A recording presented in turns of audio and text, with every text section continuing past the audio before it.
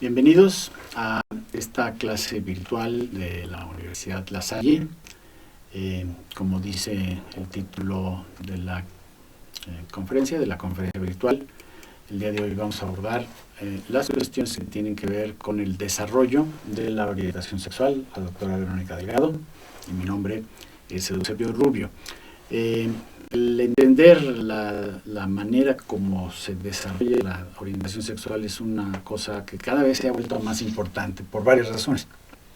Una, pues es la función de médico, que necesitamos estar enterados de lo que la ciencia ha ido avanzando, pero va más allá de la medicina. Me parece que lo que está ocurriendo con la sociedad, los cambios sociales alrededor de la manera como la sociedad ve la diversidad sexual, reclama de los profesionales un conocimiento actualizado, un conocimiento eficiente de estas cuestiones. Doctor. Así es. Bueno, bienvenidos a la primera clase en línea de esta plataforma. Y pues totalmente de acuerdo. Empezamos con un tema que es controversial, pero indispensable que todos los médicos tengan conocimiento al respecto, porque pues todas las personas que forman parte de la diversidad sexual pues también se enferman, también tienen padecimientos, también necesitan ir al médico, también necesitan en ocasiones tratamientos, así que pues vamos a empezar. ¿De dónde viene el término homosexualidad? Digamos, es la primera de las consideraciones que aquí estamos teniendo. Y como dice la diapositiva, homosexualidad viene del griego, homos, que significa igual, igualdad, y de la palabra sexus, que está directamente relacionado con el sexo, que tiene algo que ver con separación, pero aquí en este caso estamos hablando del mismo sexo, la misma persona, es atracción romántica o atracción sexual del comportamiento, o el comportamiento sexual entre miembros del mismo sexo. Una cosa importante es que tiene que ser un patrón duradero, una conducta sexual, homosexual, aislada, no es de lo que estamos hablando, es una cosa de que está, digamos, de forma más o menos continua, más o menos constante, y también hay un nivel, digamos, de identidad, también se refiere a un sentido de identidad basado en estas atracciones, los comportamientos y en la pertenencia a esta comunidad, esta complejidad que pues últimamente se ha denominado orientación sexual, así es. Muy bien.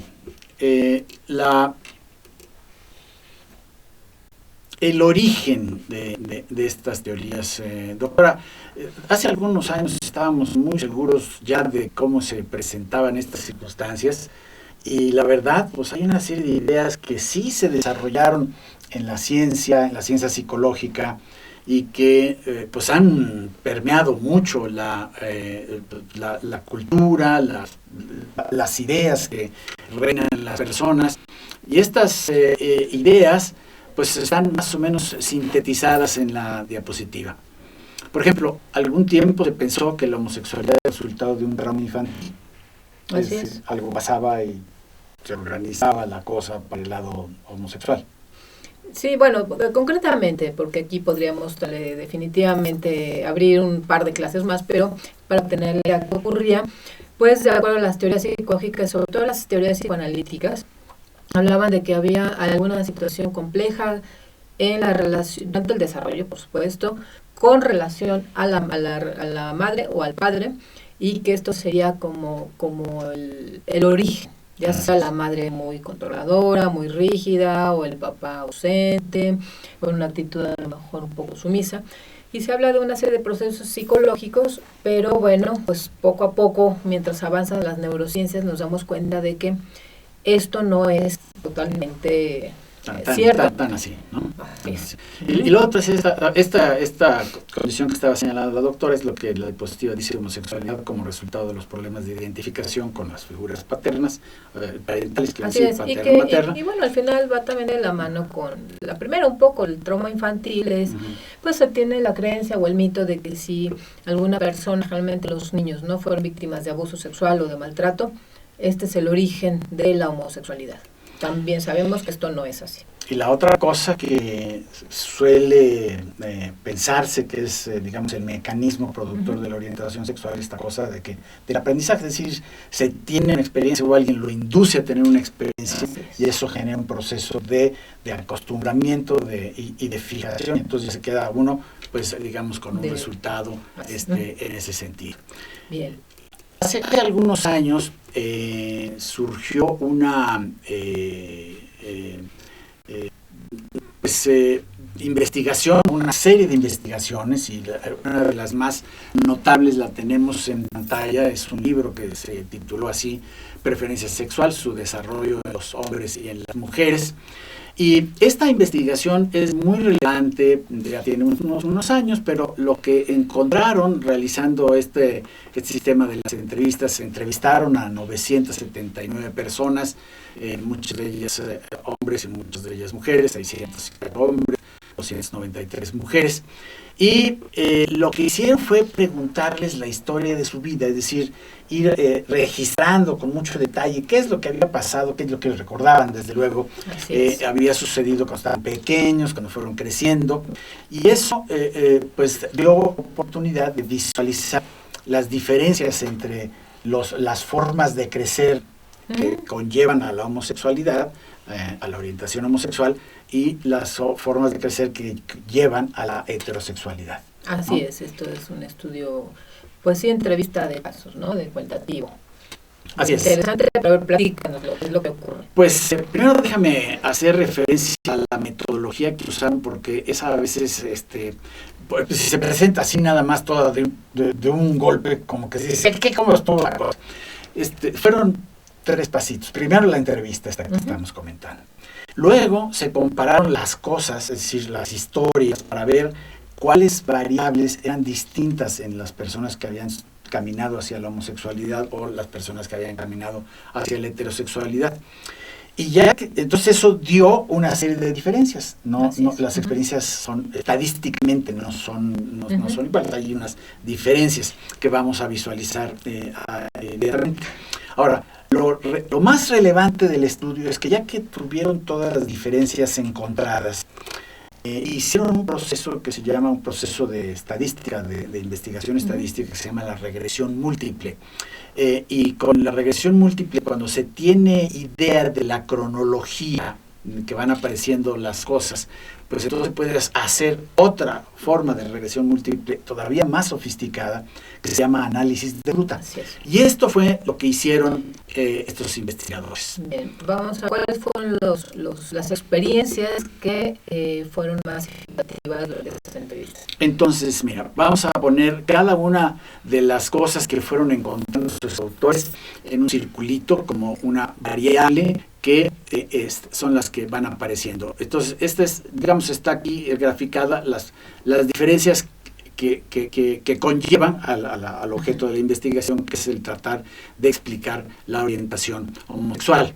En la siguiente diapositiva lo que vemos es esta aparición de variables y de cosas que son aparentes durante la adolescencia. Entonces, la primera excitación sexual homosexual, la actividad homosexual en la adolescencia, él empezó a sentirse sexualmente diferente en la adolescencia y sentirse diferente por razones de género. Fueron las cosas que, si vamos de la homosexualidad adulta hacia la homosexualidad, hacia digamos, la niñez de la persona, esas son las siguientes que aparecieron. Si nos vamos más para atrás, las siguientes corresponden a la infancia, las experiencias más infantiles. Y entonces, la excitación homosexual en la niñez, la actividad homosexual en la niñez, la excitación heterosexual en la niñez como diferencia, es decir, más en los heterosexuales que en los homosexuales, y el sentirse sexualmente diferente.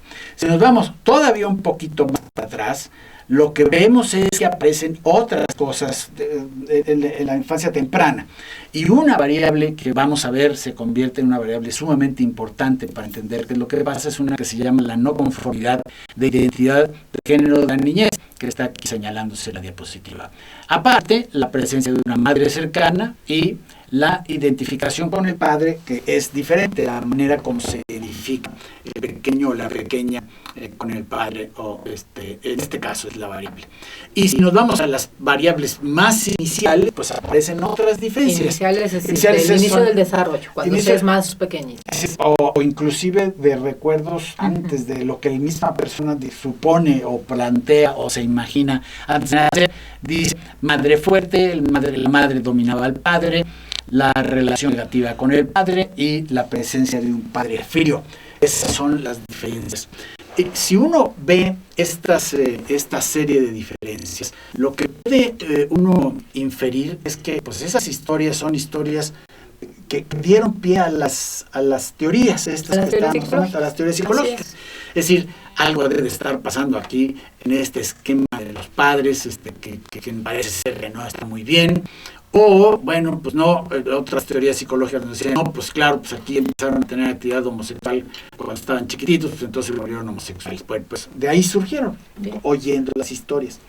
Pero estas técnicas más elegantes nos permiten ver ahí de qué manera, perdón, aquí se nos aceleraron las diapositivas, pero vámonos un poco para irnos con más calma. Sí, perdón, que estábamos aquí.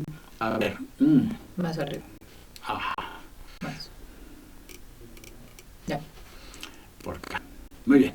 Aquí estamos. Perdón por la brincada de diapositivas. Esta gráfica, que déjame ponerla un poquito más grande para que se vean los numeritos de una manera un poco más... Digo, no se trata de aprenderse todos los numeritos, pero miren, lo que tiene cada numerito es el coeficiente de la ecuación de la relación múltiple, y hay unos que están en rojo y hay otros que están en negro.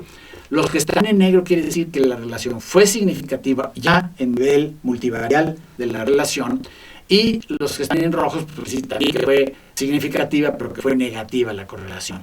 Entonces uno dice, híjole, pues ahora sí está aquí la cosa muy interesante, pero ¿qué quiere decir todo eso? Entonces, vamos a tratar de visualizar. Miren ustedes, proponiendo a prueba la prueba de la teoría esta de si la homosexualidad es producto del aprendizaje. Pero aquí es la variable de esta prueba.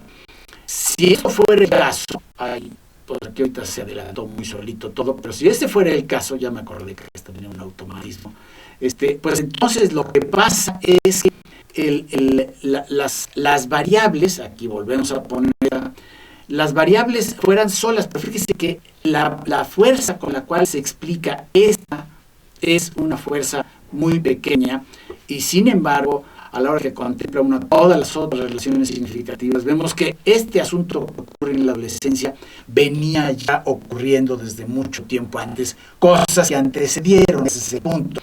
Vamos, los adolescentes que tienen actividad homosexual no empiezan en ese momento con el interés homosexual, sino que es, digamos, una continuación de lo que ocurría antes, y aquí están graficadas, digamos, las líneas de la interacción o de los precedentes de esta circunstancia. Ahora, si vamos con las otras marcos de teorías psicológicas, las teorías que nos hablan que es el marco de ineficiencia, digamos, del padre como figura, o la cercanía, digamos, o el desarrollo psicosexual más temprano, cosas, ¿no? Exactamente, las cosas que ocurren. Pues lo que vemos es, pues también interesante en esta representación.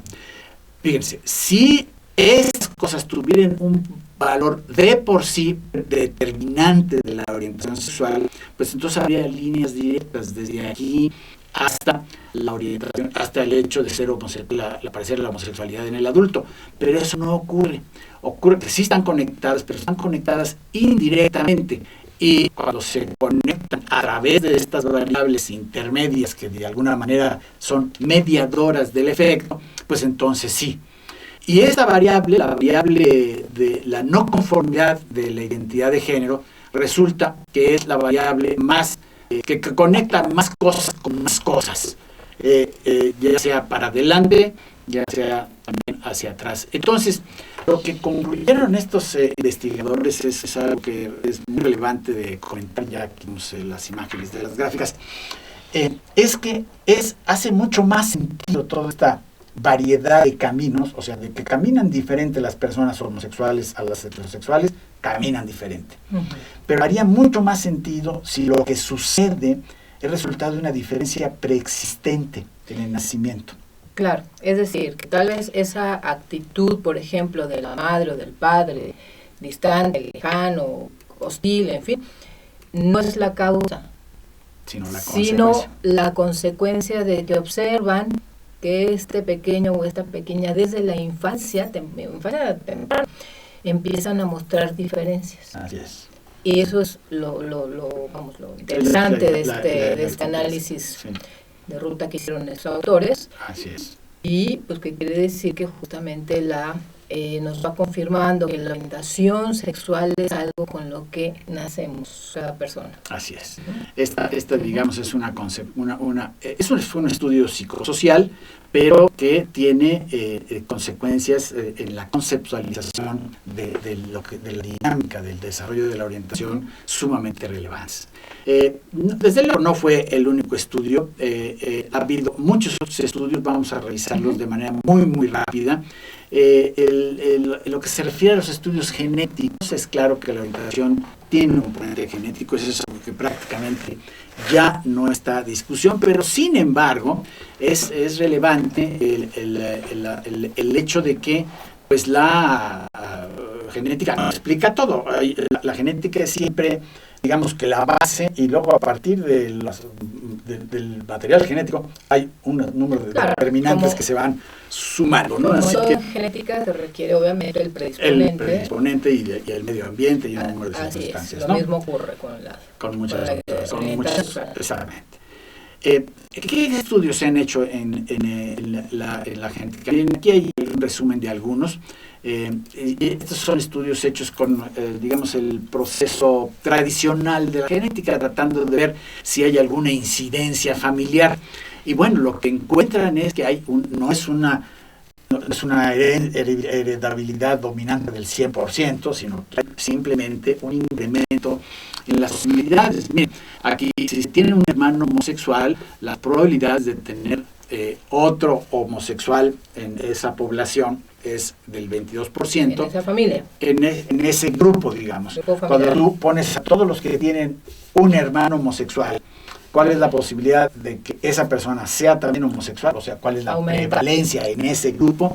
A 22%. Mientras que cuando no se tiene ningún hermano homosexual, la prevalencia en el caso de los hombres es de alrededor de 4%. La misma diferencia, aunque este estudio no notan aquí los números en particular, ocurren en el caso de las mujeres. Aquí hay otros, y este es un método un poquitín diferente, es el método de los gemelos idénticos. Lo que se plantea es que los gemelos idénticos tienen el mismo material genético. Entonces, si hay un componente heredado, pues entonces tiene que haber una concordancia. Cuando un gemelo, uno de los dos gemelos idénticos es homosexual, pues el otro también, si es que es siempre. Fíjense, este es un estudio muy viejito, de aquí, el de Kalman, dice 100%, pero ese 100% se cuestionó, y yo creo que es bastante bien cuestionado, por supuesto. Yo creo que en esos años no se tenía la fineza de diagnóstico, la metodología para decir estos son gemelos monocigotos, estos no, esos parecen cuates, pero no son el mismo material genético. Ya con técnicas más sofisticadas, unos años después, aquí estos autores pues nos revelan que, bueno, pues para gemelos discigóticos el porcentaje es como las hermanas, como los hermanos, ¿no? Claro, 22%. No y si el material genético se comparte y si es idéntico, entonces el porcentaje empieza a aumentar de una manera pues muy importante, significativa. Y nos habla de la relevancia de estas cuestiones. El estudio quizá más conocido es el estudio de Dinhammer, que está aquí reportado de la revista Science, publicó en 1993. Como paradigmáticos, ¿no? Y por la metodología, por la muestra que estudió, por eso lo consideramos importante mostrárselos, ¿no? Así es, y porque fue muy, muy, muy nombrado. El estudio hoy en día sabemos que no es así, nada más es el único género, que lo vamos a revisar, pero lo que hicieron estos autores es muy interesante. Básicamente, lo que encontraron ellos, déjame regresar a las diapositivas, es que había un segmento en el cromosoma XX, el cromosoma X, en el brazo largo, entonces, que era igual a la, era igual, o sea, no igual, que se compartía estadísticamente mucho más de lo esperado en hermanos gemelos y hermanos homosexuales. O sea, en este grupo de personas homosexuales había un gen que aparecía. Ahí y está, el gen XQ28. Este está en el cromosoma X. En estos genes, de hecho, se buscaron. Otros investigadores dijeron, vamos a ver, y entonces aquí el grupo de Brian Mutarsky, que incluía a Denheimer, pues no confirmó esto del XQ28 y no encontraron diferencias, pero encontraron en otros 3 cromosomas, que es interesante. El cromosoma 7, el 8, sí, para que de alguna manera más clara, es en estos cromosomas, en el cromosoma 7, el cromosoma 8 y el cromosoma 10, es exactamente los lugares donde en este barrido, ya con el genoma completo conocido, se realizaron. Entonces, de que hay una participación genética, ya mencionamos, no hay muchas dudas, pero pues estos no son, tengo el gen o estos genes y voy a necesariamente ser homosexual, pero ciertamente eso es una de las cosas que contribuyen. Las hormonas. Las hormonas, ¿cómo han sido famosas las hormonas en este asunto de la orientación sexual? Porque me parece que también, así como la teoría de los traumas en el desarrollo, yo creo que las teorías hormonales han sido también punto de partida de muchas personas tratando de averiguar e investigar, y pues lo que ocurre es que no tienen impacto.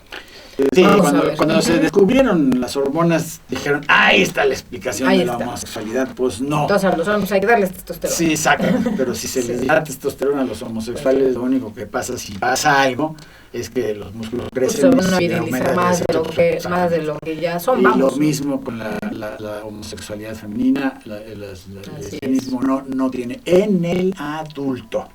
En el adulto. Las hormonas no tienen ya un impacto en la orientación. Más bien a partir del nacimiento ya no hay. Exacto. Las hormonas prenatales son las hormonas que tienen una relevancia, y eso sí requiere un poquito de detalle, ¿no? Ajá. Entonces, dice la diapositiva, en la mayoría de los estudios experimentales de los animales se han establecido que las diferencias sexuales en el cuerpo y el cerebro son resultado de influencia hormonal prenatal. Es decir, las hormonas prenatales tienen efectivamente la función de estructurar tanto el cuerpo, y por eso son los caracteres sexuales primarios, como el cerebro. Claro, hay un dimorfismo. Hay un dimorfismo cerebral en los animales y en los hombres. En los mujeres también. Y hay una muy clara relación de las hormonas. Dice, los altos niveles de testosterona prenatal organizan el cerebro de manera masculinizada, y los niveles bajos de testosterona feminizan al sistema nervioso.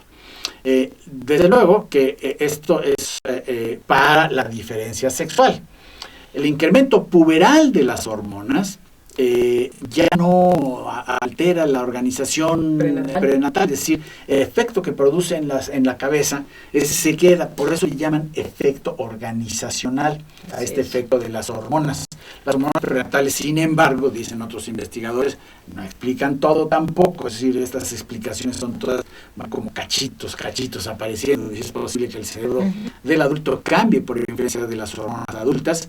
Esto es algo que se está investigando mucho con los transexuales y el efecto de la terapia hormonal, y algunas características dimórficas no dependen de estas hormonas, sino que parecen depender directamente del sexo. Así es que sí son importantes, pero son importantes, aunque nuevamente no explican todo. Vamos a ver un poquito más de detalle respecto a las hormonas prenatales. Miren, son hipotálamos de ratitas.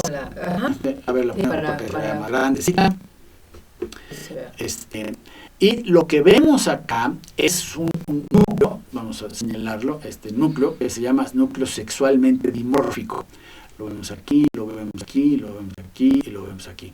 De este lado son ratas macho, ¿no? Tienen su núcleo sexualmente dimórfico. Y la B son ratas hembras, que tienen un núcleo pues, diferente, sexualmente dimórfico, pero menos intenso. Luego, la de abajo es una rata hembra también, pero que la castraron y le dieron testosterona en el periodo de máxima susceptibilidad. Y esto es el asunto de la documentación de cómo el cerebro se masculiniza ante la exposición de testosterona. Y esta es otra, también rata hembra castrada, pero que tiene, a ella le dieron estrógenos, lo cual de alguna manera explica la manipulabilidad, no sé si es una palabra o lo acabo de inventar, el hecho de que es muy manipulable el cerebro en animales, ¿no? En animalitos, que es donde se pueden hacer estos experimentos pues un poco canijos, ¿no? Pero bueno, ahora bien, en los seres humanos, pues ahí no podemos andarles poniendo a los seres humanos hormonas y haciendo cosas porque esto no es y mucho ético, menos hacer ¿sí? Estos cortes, ¿verdad? Exactamente, cortar la cabeza a ver cómo quedó. Pues sí. Pero la naturaleza tiene algunos experimentos, algunas expresiones sí, que no precisamente son fisiológicas, algunas alteraciones que nos permiten acercarnos. Permiten deducir. Y uno de los experimentos de la naturaleza más notables es lo que sucede con lo que se llama hiperplasia adrenal congénita, que por ahí estudiamos en alguna materia, seguramente en embriología o bien en endocrinología. Es una condición, resulta el defecto en las enzimas que sintetizan las hormonas de los corticosteroides, y que resultan en un defecto en la presencia de altos niveles andrógenos. Es decir, no se alcanza a sintetizar cortisol, y para compensar, las glándulas suprarrenales tratan de producir los niveles de cortisol que se necesitan, no los producen, y entonces lo que sucede es que hay un exceso de hormonas, hay un exceso de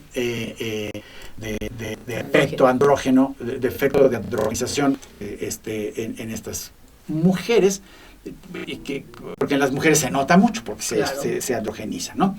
Entonces, este efecto en las mujeres han permitido el estudio que en estas niñas con hiperplasia adrenal congénita tienen rasgos de género atípico, son masculinizadas, ¿no? Y se comportan como niñitos.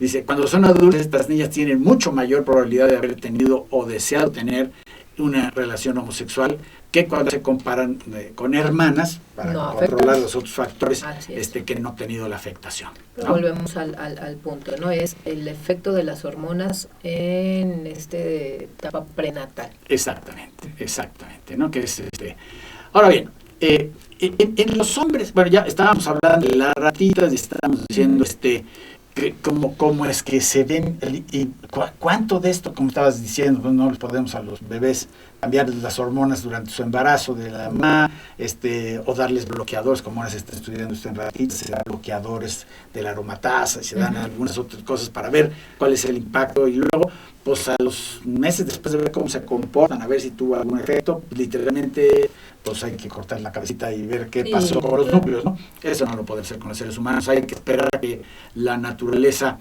nos dé chance de ver. Pero fíjense que hay algunos países que tienen gran cantidad de conocimiento neurofisiológico y de conocimiento neuroanatómico, porque pues desde hace mucho han llevado a efecto estudios cuando tienen la posibilidad de estudiar a cerebros que resultan interesantes. Por ejemplo, hay un reporte también ya de hace algunos años de una zona del hipotálamo que se llama el núcleo intersticial del hipotálamo 3. Hay 4 núcleos intersticiales y hay ese núcleo. Es el tercer núcleo, ¿no? El tercer núcleo está exactamente, el núcleo intersticial del hipotálamo, el número 3.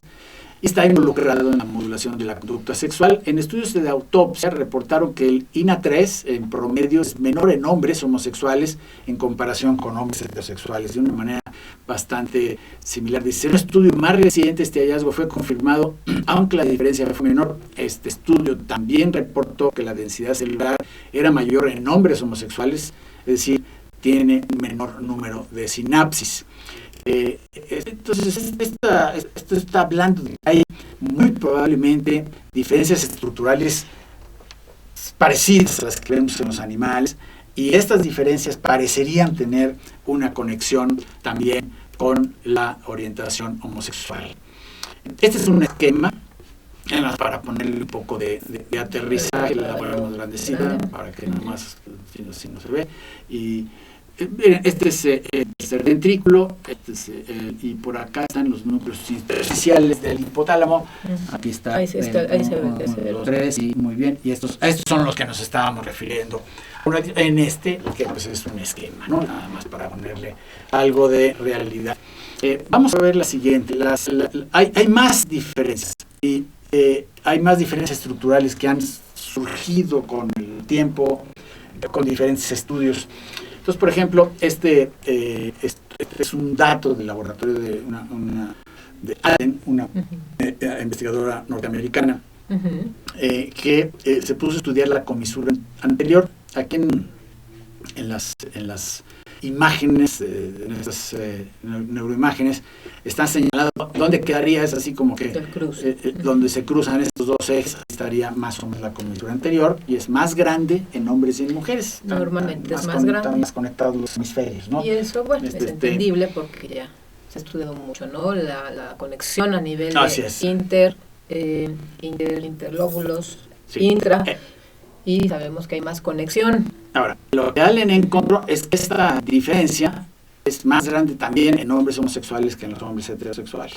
Entonces hay una otra cosa que, digamos, nos ayudaría a explicar por qué pues tantas cosas son distintas desde chiquititos en las personas homosexuales. Claro, estos son estudios realizados ya en personas pues grandes, ¿no? En adultos. Entonces, no se han hecho chiquitos todavía, pero bueno, de todas maneras lo probable es que estas diferencias es parte de la discusión. No, y aparte es importante en adultos, porque hay que recordar que el sistema nervioso central no termina de madurar y de formar toda la sinapsis, sino hasta después de los 18 o 21 años. Por eso estudios tienen que hacerse en adultos, bueno, personas mayores de esta edad, ¿no? Así es. Bueno, ya casi estamos acabando la serie de datos que queríamos compartir con ustedes. Los que siguen son los que a mí me tienen más impresionado en los últimos años. Son unos estudios que se hicieron son de función cerebral, exactamente. Y estos en particular los hizo un doctor que se llama Iván Kasabi, que ya en Estocolmo, en Suecia.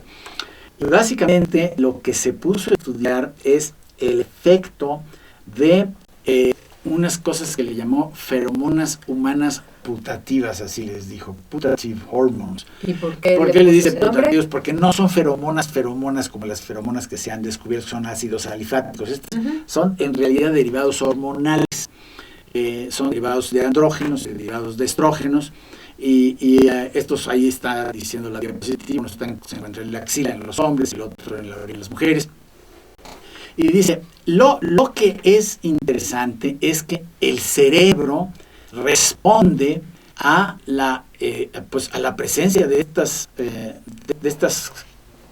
sustancias que huelen, por cierto, ¿no? A diferencia de las feromonas que no tienen un olor muy perceptible, estas sí huelen. Pero entonces lo que sucede, lo que reporta en estos estudios es que la persona se expone a una sustancia y se expone a la otra sustancia. Eso con las técnicas que hoy en día permiten identificar las áreas del cerebro que están activadas, de alguna manera permiten ver que la persona responde con activación de las áreas de estimulación sexual, pero de acuerdo a su orientación. A la orientación. Entonces, si yo soy heterosexual y soy hombre, pues entonces si me dan se activa mi cerebro. Si soy mujer y soy heterosexual y me dan se activa el cerebro. Pero si soy mujer y soy lesbiana y me dan entonces se activa. También se activa el cerebro. Y si soy homosexual masculino, si soy hombre homosexual, entonces no se me va a activar con sino con Eso realmente da una idea de que la evidencia de la orientación sexual, mira, aquí están los reportes de los cerebritos, estos son imágenes de PET, de tomografía por emisión de positrones, que de alguna manera Las áreas que se las áreas, miren, que están ahí de los END y los AST. Y la cosa que es también muy interesante es que es otro estudio, pero déjame regresarme aquí, es que no está aquí la imagen de la gráfica, pero a la hora que le dieron a los voluntarios de este estudio a calificar el ANT para ver cuáles les gustaba más, entonces ahí no diferenciaban. Es decir, no es una cosa de percepción del olor que dice, este huele a hombre, este huele más rico, es un aroma, es una cosa que sucede dentro del cerebro con no conciencia de que se está recibiendo un estímulo de acuerdo a la orientación y generación de la activación. Y el siguiente que estábamos adelantando, déjame enseñarlo escrito y ahorita primero la introducción y luego vemos las imágenes. Este es un estudio también con tomografía, emisión de positrones y resonancia magnética funcional.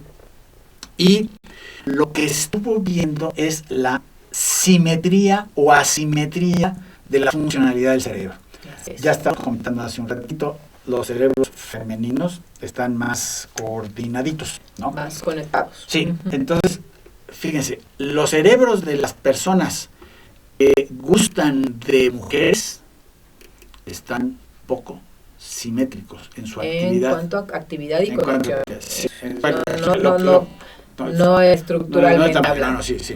Y los cerebros de las personas que gustan de hombres son más simétricos, independientemente de su sexo. ¿No? Que eso es un poco lo relevante para entender, digamos, en qué nivel es que se dan las circunstancias o las determinantes de la orientación sexual.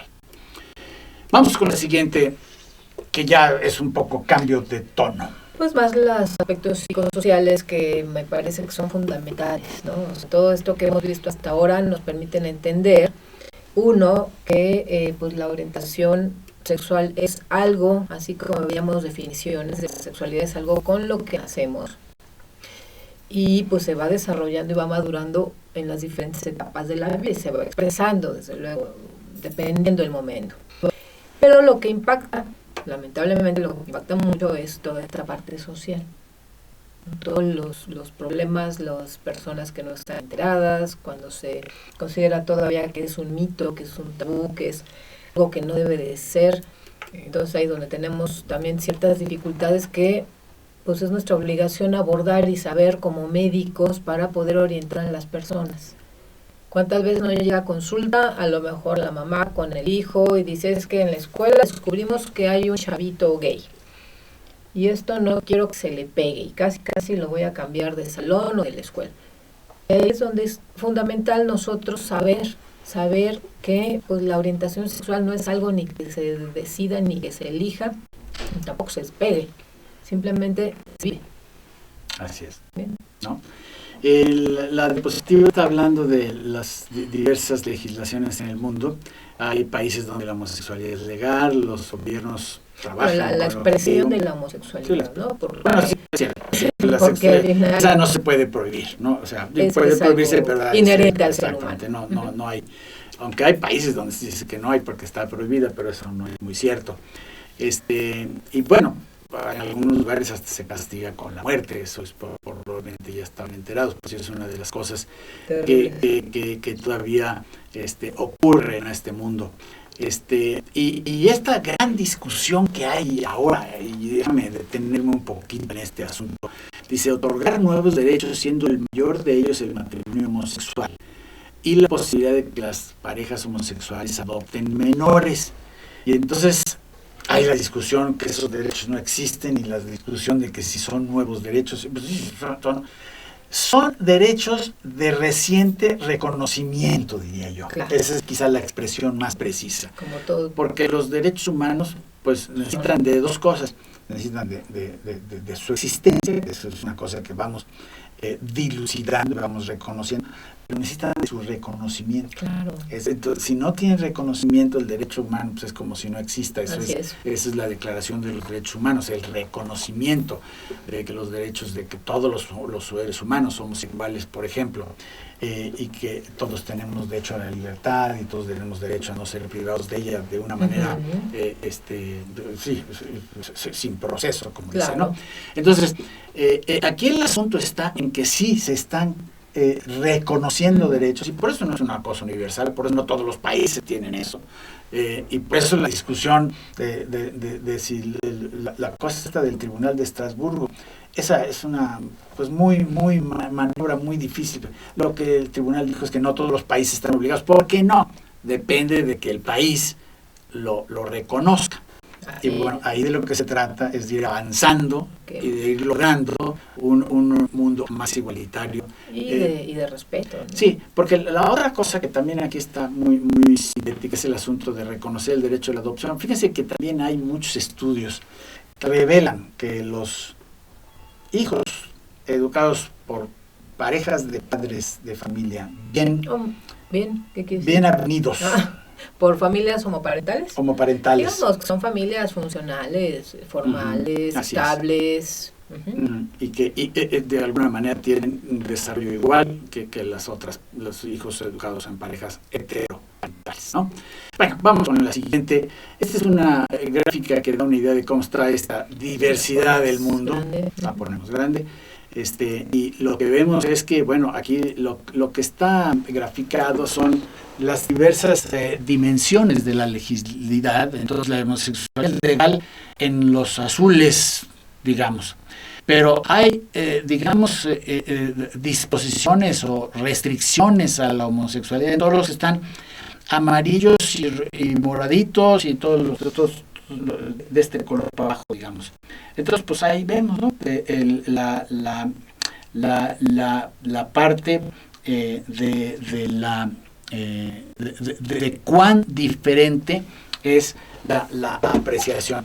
Y fíjense que el mapa nos pusieron medio verdecitos porque hay muchos lugares donde todavía en nuestro país, a pesar de que tenemos avances importantes en la Ciudad de México, donde el hecho concreto es que no es tan fácil vivir como persona homosexual, ¿no?